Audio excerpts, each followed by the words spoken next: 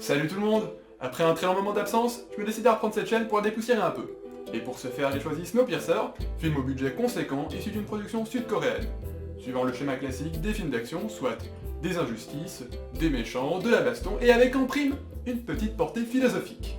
Paru en 2013 et salué par les critiques, il a coûté pas moins de 35 millions d'euros pour sa réalisation, mais néanmoins bien investi avec un retour au box-office de plus de 75 millions. Alors vous vous dites qu'un film avec un tel succès est assurément à ne pas manquer. On va découvrir ça ensemble. Inspiré d'un livre, il nous raconte un monde repassé dans l'âge glaciaire suite au CW7, produit chimique créé par des scientifiques pour refroidir la planète, mais qui n'a que trop bien fonctionné. Monsieur, le test du CW7 est concluant. Il refroidit la température de 70 degrés. 70 degrés? Mais c'est excellent! J'ai toujours rêvé de faire du patin à glace sur l'océan! Lancez l'utilisation à grande échelle! Ah, les scientifiques. Quelle bande de farceurs parfois. Et maintenant, la question pour 1 million d'euros. Dans quoi est-ce que le reste de l'humanité s'est-il réfugié? A. Dans un bunker. B. Dans l'espace. C. Dans un réacteur nucléaire. Ou D. Dans un putain de train géant qui parcourt le monde sans jamais s'arrêter en passant par tous les continents à une vitesse de malade parce que c'est cool. Et oui, c'était la réponse D! Le film se déroulant en 2031, cela fait donc 17 ans que ses habitants y vivent. Bon, certes, bien que le postulat de base soit spécial, pourquoi pas? C'est une idée originale au moins. Mais c'est là que les problèmes commencent. Le film est certes bien filmé, a de magnifiques décors, sublimes parfois, de bons acteurs et des scènes d'action dignes de toute production hollywoodienne. Cependant, ça s'arrête là. Car le scénario souffre d'un manque d'originalité totale. N'a que des répliques et des personnages archétypés, des méchants au look de méchants classiques, et des discours de grands méchants à la fin, j'en passe et des meilleurs.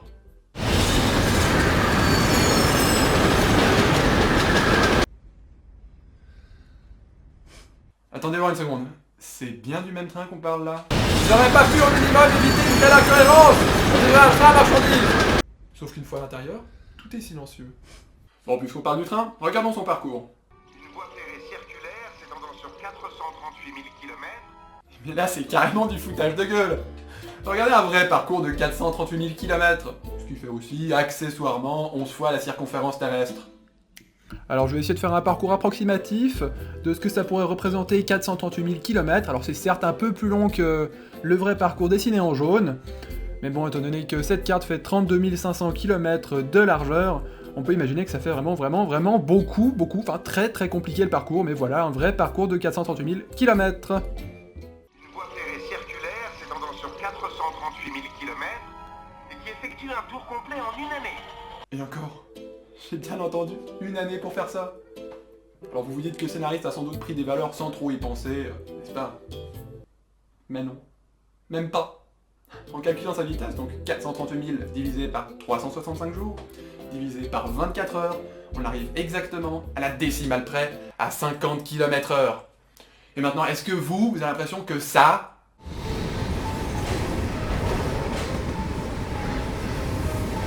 c'est du 50 km/h? Et pire, c'est encore rien de tout ça. Il faut imaginer que cette voie ferrée de 438 000 putains de kilomètres est restée intacte pendant pas moins de 17 ans. Sans le moindre entretien, dans des conditions extrêmes, soit des tremblements de terre, des avalanches, des températures à moins 50 degrés environ, pour ne citer que quelques-uns des facteurs. Déjà rien que pendant la durée du film, et à plusieurs reprises, il a 2 doigts de dérailler donc. Alors je vais essayer de faire abstraction de ces détails logiques pour m'intéresser à l'histoire. Commençons par le début. Notre héros souffre d'un syndrome très connu, notamment après Hunger Games, Arrow, Lost et tant d'autres, le fameux « je ne suis pas un leader ». Je ne peux pas être le Gémeaux. Alors ne sois pas le Gémeaux. On dirait que t'as une définition limitée de ce qu'est un héros.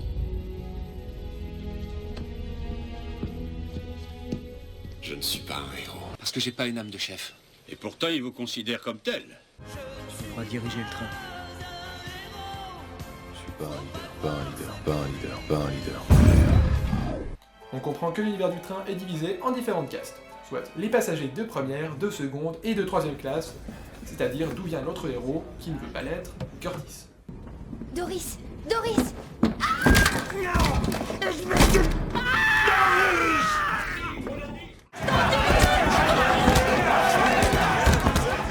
Dire que ce film se veut une critique de notre société, mais devant tel cliché, comment le prendre au sérieux? Je veux dire le coup des méchants gardes qui frappent les vieux et les femmes sans raison. Désolé, mais ça c'est du déjà vu, hein.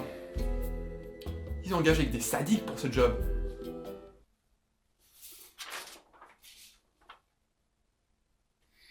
Alors votre CV est très intéressant, je dois l'admettre. Il reste encore juste une petite formalité à résoudre, je pense que pour vous cela ne devrait pas être un problème. Juste déterminer votre degré de sadisme. Voyez-vous ce petit chaton là qui joue, tout innocent, mignon?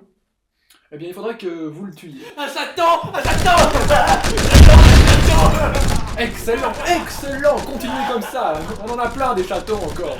Après que les gardes aient cette fois-ci décidé de kidnapper des enfants et réprimer la menue révolte qui s'ensuivit, vient un discours politique digne des plus grands présidents. Passagers, ceci n'est pas une chaussure.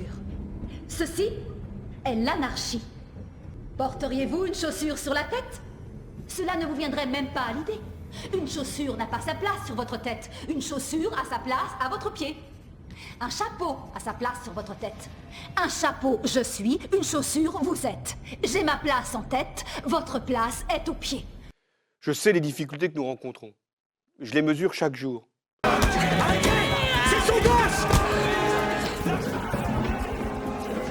Et je pense ce soir aux familles qui s'inquiètent pour l'avenir de leurs enfants.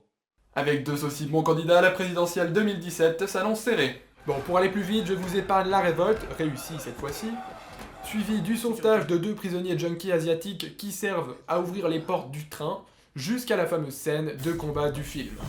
Les deux équipes se font face, la tension monte dans le wagon, mais que fait l'équipe des méchants en cagoule noire?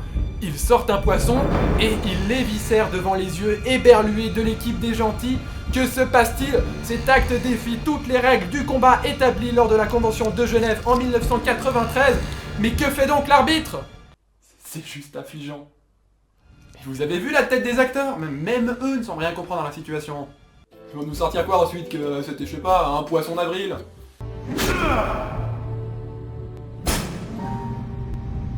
Ils l'ont fait. Bon, je suis sûr que c'était juste une mauvaise blague. En vue de l'ambiance lourde et du sérieux du film, il ne ferait jamais ça. Pont Yekaterina, on approche! Fais chier. On arrive au pont, les gars! 9, 8, 7, 6, 5, 4, 3, 2, 1. Putain, un an de plus, ça me gave de vieillir. Il referait jamais ça. Et merde, j'abandonne, ce film c'est juste une blague. Déjà il sert à quoi ce wagon? Il est vide, comme s'il avait été conçu exprès pour cette scène. Et les hommes en cagoule, ça sert à quoi? On a compris que c'est les méchants, pas besoin de nous faire un dessin, putain. Et comment ils font pour y voir quelque chose? Là, il faut faire un trou pour les yeux. Vous êtes pas tous des moines Shaolin aveugles, non? Et puis, les grands méchants en costard qui sont les seuls à ne pas avoir de cagoule. Pourquoi? Parce qu'ils ont payé cher l'acteur et qu'ils veulent qu'on voit leur visage. Moi j'en peux plus, j'ai besoin d'un poisson.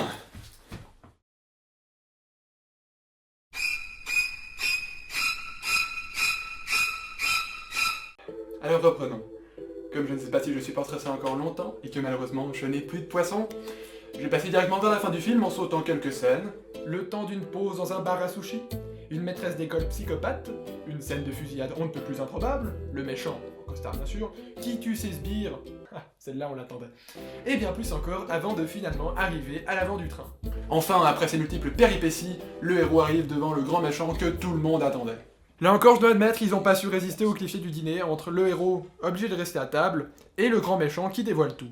Que tout était prévu depuis le début, que le meilleur ami du héros était en fait un traître, etc. De temps à autre, on a mis le feu aux poudres, pour ainsi dire. La révolte des Sept, les émeutes de MacGregor, la grande révolution de Curtis. Loin de ce que Guillaume et moi avions planifié. Quoi? Non, ne fais pas l'innocent. Guillaume et moi, notre plan. Gilliam. Guillaume. L'avant et l'arrière ont besoin de s'accorder. Mais faites bien attention, car c'est bien à partir de là qu'on comprend toute la portée philosophique du film. Tu crois que ma place est enviable sous tous ses aspects? C'est bruyant. Et isolé. Bah tiens. De la viande. Beaucoup d'espace. 7 connes pour satisfaire tous vos désirs. Et ce train est un système écologique clos. On doit maintenir un équilibre constant. L'air, l'eau, le ravitaillement, la population doivent être en permanence maîtrisés. Pour conserver un équilibre parfait, le recours à des méthodes plus radicales. Le quota reste le même? Oui, il est toujours de 74%. C'est bon, poursuivez. Ah, non, attendez. Épargnez-en 18, histoire de marquer nos 18 ans. C'est là une excellente idée. Mais on nous a vraiment pris pour des cons pendant tout le long. Nous filé une morale à 2 balles sur la condition humaine, comme quoi on est méchant, on fait souffrir les faibles, le tout alors que le film est en rien vraisemblable. Merci, moi je passe. Pendant ce temps, les deux drogués asiatiques d'avant se battent contre des sortes de drogués zombies. Et oui, j'ai pas trouvé d'autre nom pour ces espèces de machins humanoïdes qui viennent se battre sans raison.